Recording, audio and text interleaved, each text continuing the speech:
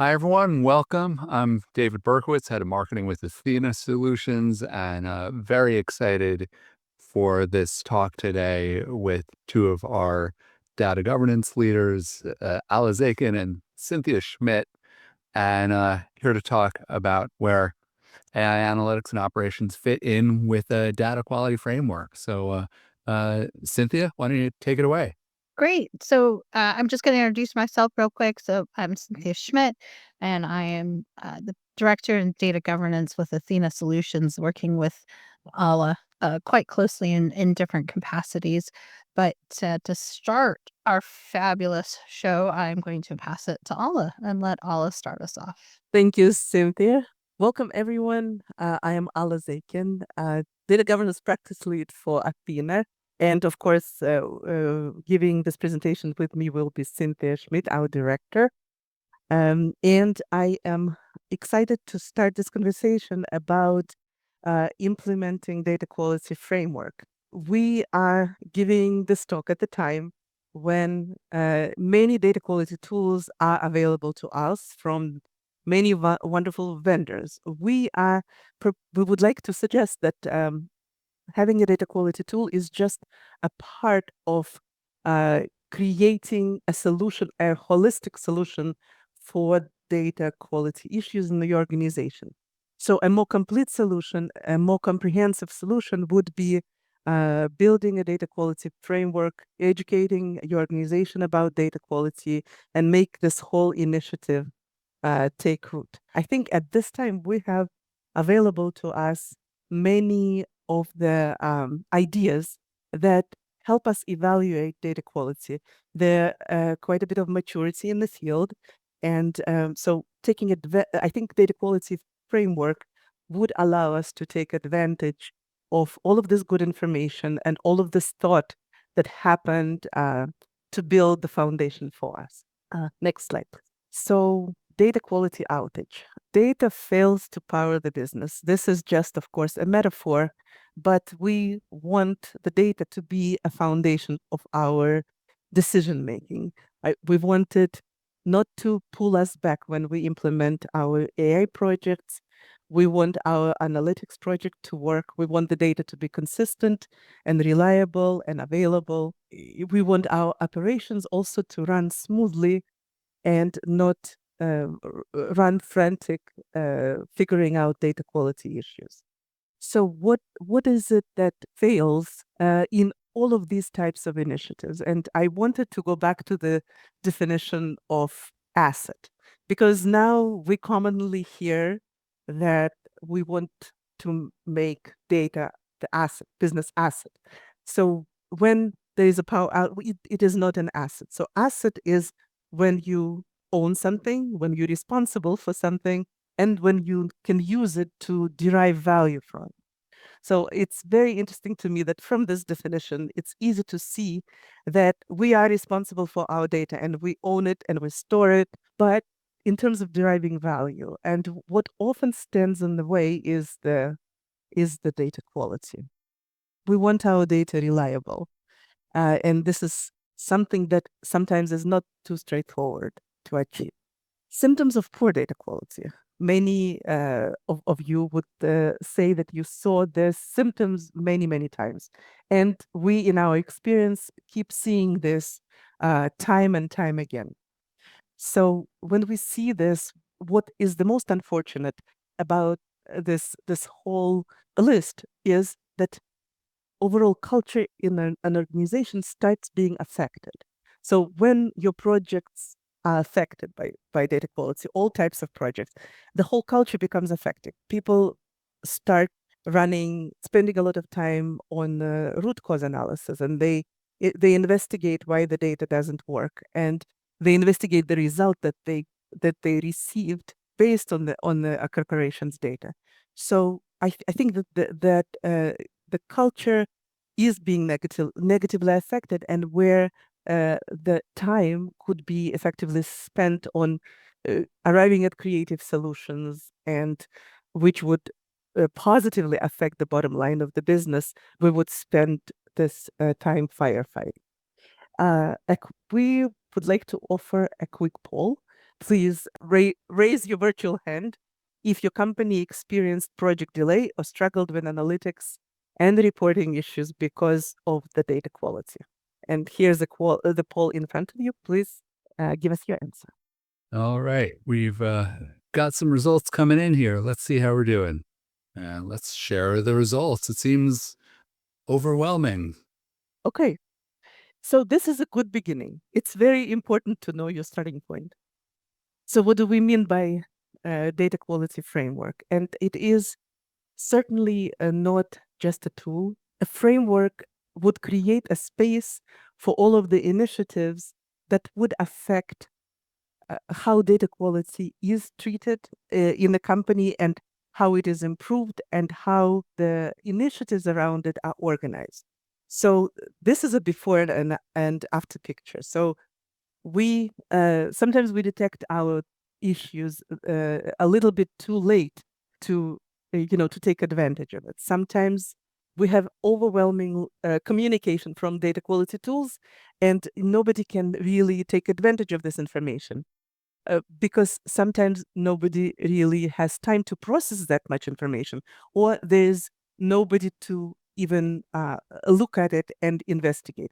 Sometimes people don't have enough power to address it. So we want to create this, the processes and the information that would be going into the right places. Sometimes we also ran into the difficulty defining complicated business rules. So we feel that sometimes it is a drawback of having just a data quality tool. What a framework would give us is, in a way, our goal is to prevent the issues before they occur. But in order to do that, we can't avoid having either in-house implementation or a data quality tool that would give us the data quality information. We would create the data quality rules, we would create the metrics, but something needs to run it in an automated fashion to cover the breadth of the data quality domains we have in organizations. We need the data quality metrics we create to be actionable. We need the right people involved in the process around data quality so that they can take the action based on the information that they receive. At the end of the day, we want to bring ourselves to the point where we fix the quality before the problem occurs and becomes known to the users and start affecting the business. So we want out of the fire. We want out of the fire. And how do we get out of the fire? I want to talk a little bit about fighting the fire before it starts. So no real comprehensive solution starts without a vision.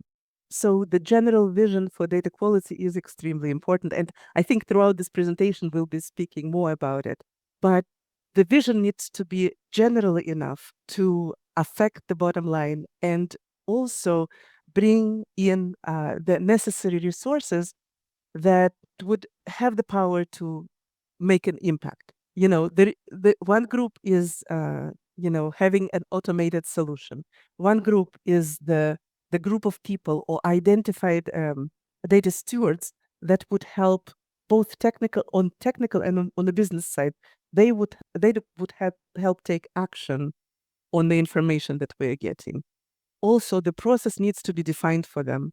We can't be doing a different thing every time. So repeatable process really puts a feeling of control into the whole environment. And this is what we would like. And again, I can't say more about fixing the data at the source, whether it's a source system that doesn't fill out all of the data elements, or maybe it's the interfaces that can be enhanced by a purchased data source. All of these initiatives, they become initiatives and people can act on them, and people can make it part of their goals. So the improvement can be measurable and actionable, and the firefighting does not happen anymore. So Alla has done an awesome job kind of painting the picture of data quality framework, and where we want to ask, where do you see your biggest roadblocks? Is it people, process, or technology? And we'll just give you a minute to answer. All right, this I know it's a combination sometimes, but like, what's like when you think about this, what's your biggest roadblock? we're gonna have a little more nuance here. So last Mhm. chance to get any responses in and share your thoughts, and then let's end this and share the results. See where we are today. Process. Oh, So process followed by people, and no one's putting technology first here. What do you think about that, Cynthia? I think, well, no, uh, this is not technology is important. I think we've got a really in tune group of people. If they haven't chosen technology, it's definitely people in process. I would say is usually the top. Uh, it's not easy to change people's minds, and it's not easy to implement change in a process. But let's talk about how we could do that. So, what does a modern data quality framework look like? Okay, so we've, and I talk a lot with my hands, so here we go. This will be fun. So we have structured meaning. We have rules and logic and dimensions and an escalation path, which then is embedded into workflows. It's not a separate layer. It's layered in with those workflows, like Alla was saying at the source, and it's designed to span across teams, platforms, and data domains. So we're not uh, going to separate this. We're going to create it so that way, as everyday workflows happen, these things are being monitored and watched. And what does this do? It creates a common language across the teams. So now we don't have these individualistic views of what customer ID needs to look like or what's the right customer ID. And so that provides the ability for business and technology to say, okay, if we're going to do this, these are the rules, kind of our standards we need to follow in order to create this. And then it doesn't impact architecture, because architecture already knows we are evolving with that process. We're tying it to business outcomes, not just errors. We need to make sure that these numbers go out the door and they are absolutely accurate, or we've got project timelines that need to start. We need to make sure data is aligned and ready to go, right? We're doing this daily. We are looking at these numbers. We have accountability because we've created those escalation paths, and we're supporting all aspects of data usage: AI, analytics, operations, third party vendors, federal reporting, all of these pieces that our data feeds into, we are supporting with our data quality framework. So we find it structured, we've got it embedded, and it's scalable, right? The core structure of data quality framework, we have data quality rules, validation processes, monitoring process, and error handling mechanisms. But Cynthia, you just said we don't need technology. You're right, we still don't need technology. Okay. Error handling mechanisms are escalation paths, are the ability to identify the owners of that data so we know who it is that needs to be responsible. Okay. We're so data quality rules. Data quality rules tell us what good data looks like. Also tell us so we know what bad data looks like. We're not looking for just good data. We're looking for, where does this fail so we can fix it, right? And as we evolve through the process, which we talk about in a couple of slides, we're going to start looking at how we fix something, and now we can evolve that rule to make it even more meaningful. Okay. We've got validation runs, validations that run to check and detect issues. Again, we're being proactive. We're not going to get to the end of that report and go, oh no, numbers don't match. We are right there. We're being proactive. We're watching it. We are watching trends, failures, and key metrics. So we are monitoring those. And again, once we watch those trends and those failures and those key metrics, we're able to go back to the owners, we are escalation paths going through that error handling mechanism. So through process, through people, maybe technology, email's technology, but we're able to handle that. Okay, we've made those definitions. We know we have an agreed upon process for that. Any questions? No? Okay. Yeah, and feel free to add any questions into the chat, and we're happy to answer those. Exactly. Thank you, David. Excellent. Okay, so what powers a data quality framework? Again, I'm not saying technology. We have rule, logic, and data quality dimensions. Okay, we're going to talk about the dimensions in the next slide. But we've got the rule logic. So this is business rules. This is how do we identify good data. They are embedded in our workflows. So every day they're running, right? We've got them embedded in those data pipelines. They're running through. Agnostic, doesn't matter. We're running the data.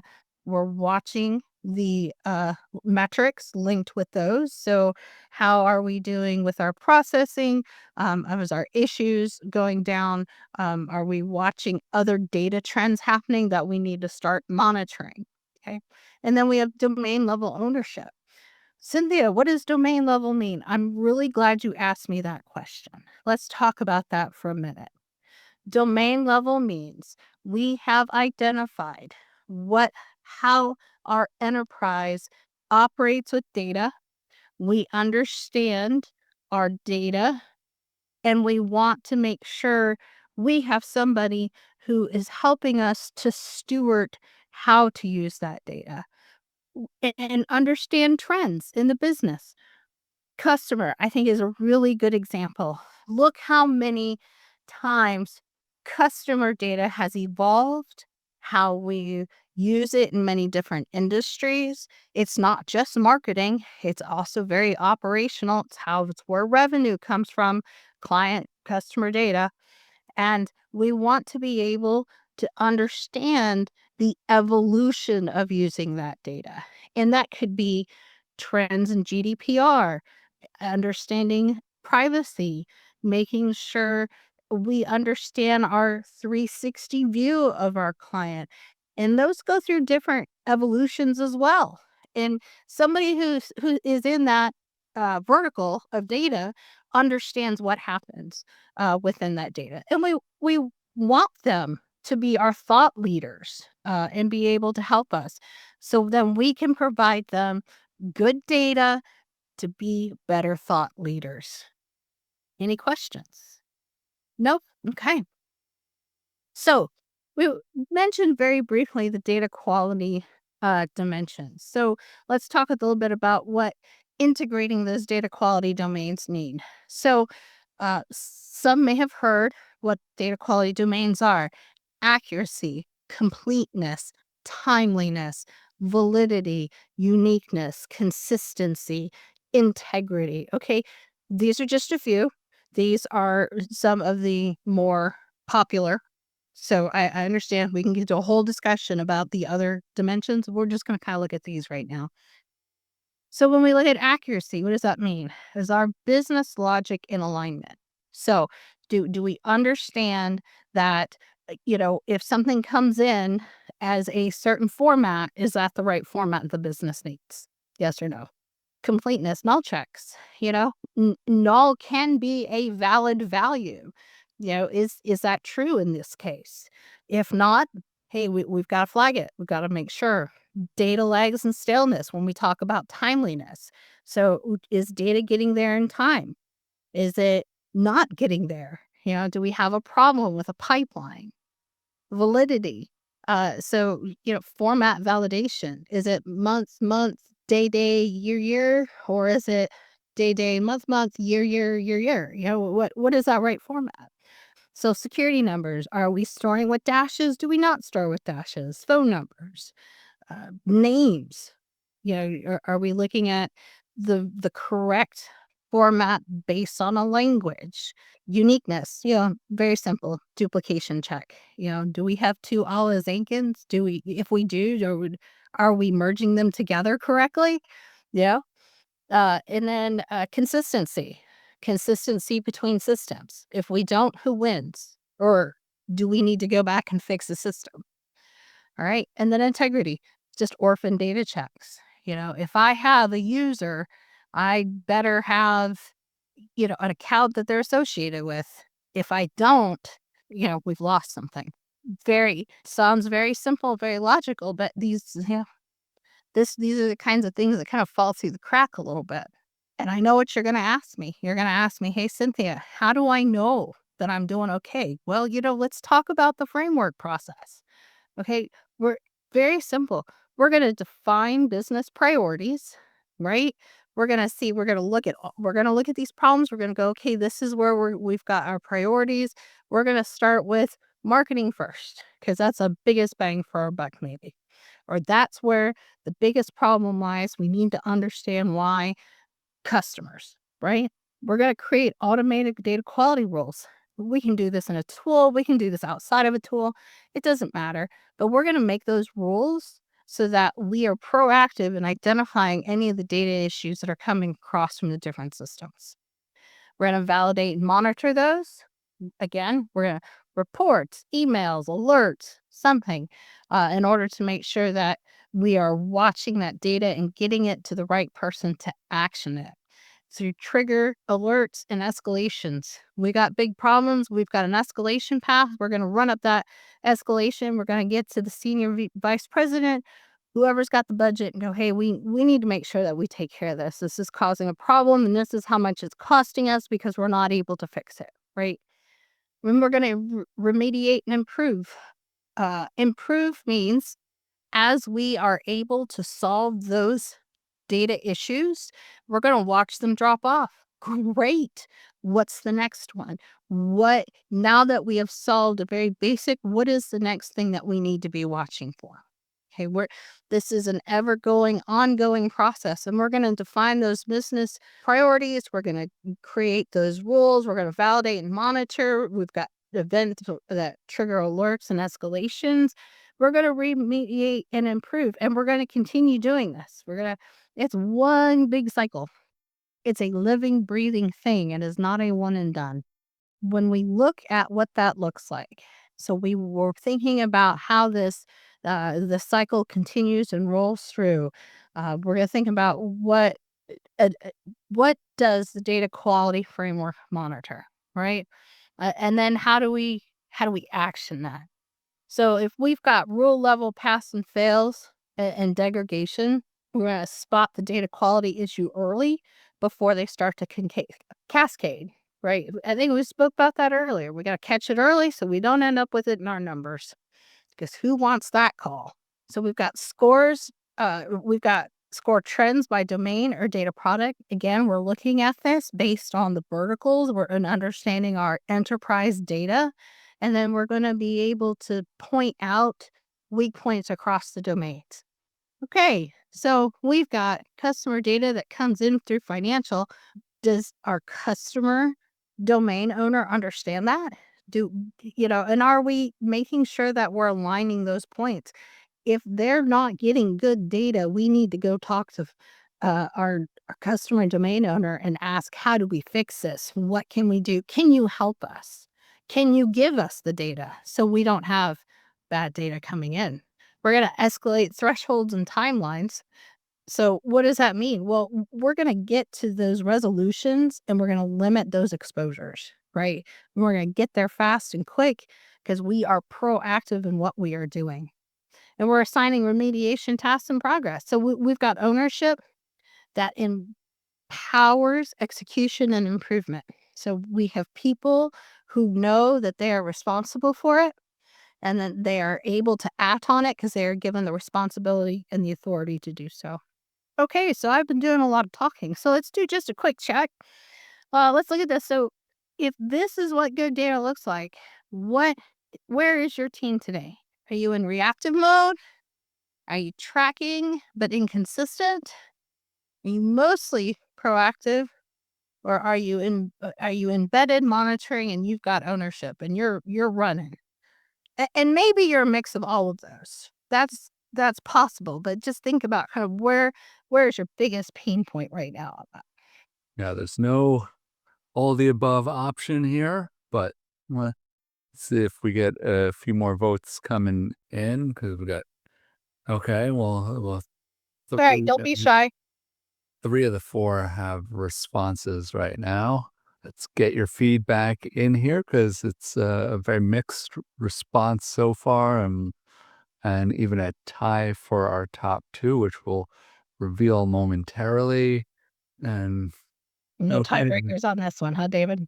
okay. Well, looks like we've got one. So I think we can at least share the results, and we can Perfect. see what you and Alla think of what we've got here, as we have tracking quality issues, but inconsistently as our top response, followed by mostly proactive but manual, and then reactive mode. And no one here, at least, saying there's embedded monitoring and ownership. It's hard to reach perfection, That's right. That's but it's a journey. it's a good point. It is a journey. It is a journey. And you know what? If you've got something, at least it's better than nothing. That's awesome. So speaking of nothing, so what does it look like before data quality framework? Well, it's absolutely apocalyptic, right? You've got dashboards that are distrusted and unused. You got analysts running amok with their rework cycles. You've got teams that are debating numbers. You've got product launches that are delayed due to data gaps. You got cats and dogs living together with business users disengaged from data efforts. It's just a total chaos. So when you go to launch something, as wonderful as it sounds, you don't have the right foundation. So now that we've got a data quality framework in line and running, and we've got the process smoothly kind of going through, well, we're very proactive in the ability to show that data quality is organization-wide, not just isolated. We've got a higher visibility. Business leaders are engaged and accountable for quality, and they're comfortable reporting that. They have trust in stated ROIs for data projects. We share view of truth, so we know what a customer is supposed to be between technology or our tech team and our business. We have reports that are trusted, so nobody's asking why anymore because we know why. We have vastly fewer recurring quality issues because we're iterating, we're prioritizing, we're monitoring, and we're solving. And we've got our timelines back on track. We don't have to worry about, oh my gosh, the data is not in good state, because we know the state of data. So we can start a project when the data is ready, or at least line those together so we're not so far apart. And Any and, and we Yep. do have a question coming in Great. on if you have a sample data quality framework. Do we have A a sample. sample, meaning not sure I understand. Are we Like, is there maybe like a template or something like that that you ever recommend or share, or even just like a starting point for a DQF? Yeah, we do. It's this slide back here, actually. It's this one. This. This would be data quality framework is a methodology. It is not a tool. It does it take some discussion to get implemented? Absolutely. But it's not unachievable. And I will also say, and I'll put this into the chat, but we we did come up with an interactive data quality framework self-assessment, and so that is on our site, and you're welcome to try it out and even get some customized results here. But if you go to assessment.athena-solutions.com, then you can get a head start and see what that's like for you. There was also a comment that came in saying they assume that you'll need such a framework to be approved by management. Oh, Okay. Yeah. that is absolutely true. You need the involvement of all levels of stakeholders in order to make this process live. Whenever there is one person responsible for data quality, this is a failure, and somebody needs to take notice of that. Usually this project start on the executive level, I would say. They could be initiated in IT. They could be initiated by business. Better situation if it's initiated by business. But at the end of the day, the approval for funding would come from pretty high up. That doesn't mean you couldn't start at a smaller level and show success and be able to bring others in. That's not out of the question. Have we done that? Yes, we've done that as well. Ideally, we want this coming from the top. We want all the buy-in. We want everybody on board so that way everybody's going through the same pain together. And realistically, it just doesn't happen that way. But yes, all levels of management involved on board and understanding is ideal. Yes. And usually you need technical stakeholders for implementation, and you need business stakeholders to get the data quality rules defined, domain defined, and goals in general to set your goals. Yes. With a project like that. Hopefully that answered the question. But keep the questions coming. Any others? We're happy to take them. So I'm gonna get us back on track here so we can end and have a little bit more time for Q&A. So we've talked about our proactiveness after. I'm going to pass it to Alla, and we're going to start talking about the strategic impact of the data quality framework.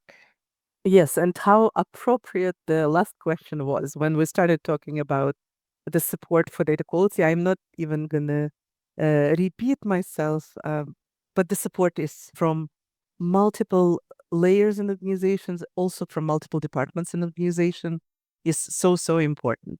And yes, the slide talks about aligning the standards with business goals and supporting budget and timeline and risk decision with trustworthy data, and overall creating an ongoing cycles of improvement. And this is why it's a framework. You can start everywhere.